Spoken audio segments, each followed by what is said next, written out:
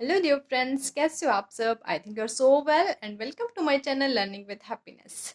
Video शुरू करने से पहले मैं आप सभी से एक बात कहना चाहती हूँ कि अगर आपको मेरी किसी भी वीडियो में ये लगे कि मैं कुछ गलत बता रही हूँ या इसकी जगह कुछ और आना चाहिए था, तो आप बेझिझक उस पर कमेंट कर सकते हो आप, और मैं उसे आसानी से एक्सेप्ट कर लूँगी, क्योंकि मुझे भी हर कोई इंसान किसी काम में परफेक्ट तो नहीं हो सकता ना कुछ कमी तो उसके अंदर रह सकती है। तो मैं उसे आराम से, मतलब मुझे लगता है कि हाँ, कहीं गलत है और आप सही कह रहे हो, तो मैं उसे एक्सेप्ट कर लूँगी बिल्कुल।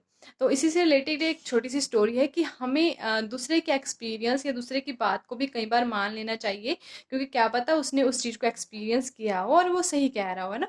तो हमें हमेशा लर्निंग हमेशा हमारी चलती रहती है, हमें सीखते भी रहना चाहिए। एक बार एक मछली होती है, वो समुद्र से तैरते-तैरते एक कुएँ में आ जाती है, कुएँ के पास पहुँच जाती है, मतलब कुएँ के अंदर वो चली जाती है। वहाँ पे एक मेंढक होता है, तो जो वो मेंढक होता है, वो मछली में दोनों बातें करने लग जाते हैं, अच्छे फ्रेंड बन जाते हैं। तो मछली उसे बताती है कि जो समुद्र होता है ना, वो बहुत बड़ा होता है। तो मेंढक सोचता है कि कितना बड़ा होगा? वो हाथ से करता है कि इतना बड़ा होता है? मछली कहती है कि नहीं, इससे तो बहुत बड़ा होता है। मेंढक अपना पूरा हाथ फैलाता है कि इतना बड़ा होता है? तो मैं मछली कहती है कि नहीं, इससे भी बड़ा होता है।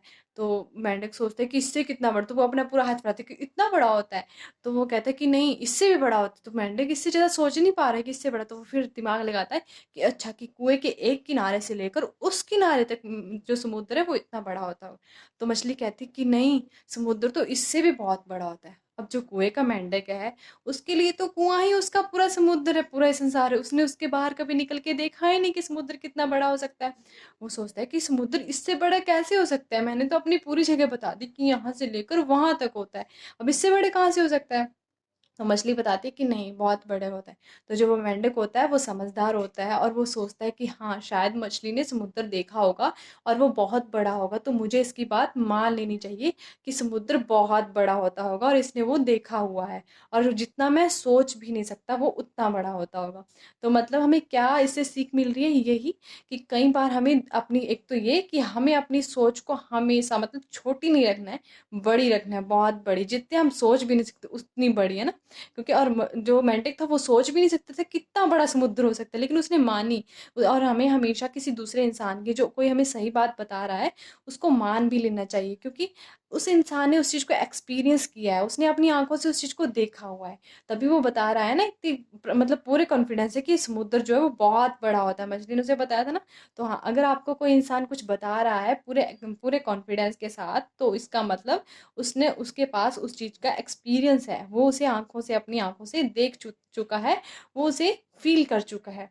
ठीक है? कई बार हमें ये नहीं, ज़रूरी नहीं है कि वो आपसे बड़ा इंसान ही आपको कुछ बता रहा होता है, कई बार छोटे बच्चे भी आपसे ज़्यादा सीखा हुआ होता है उनको, तो वो भी आपको जो कुछ बताए, तो कई बार हमें उनकी चीज़ भी एक्सेप्ट करनी पड़ती है।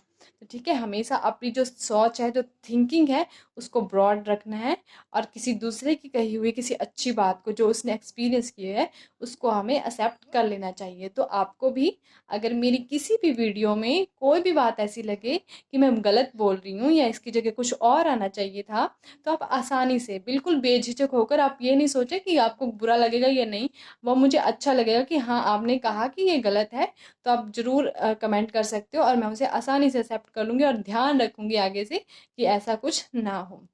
And thank you, take care, bye bye.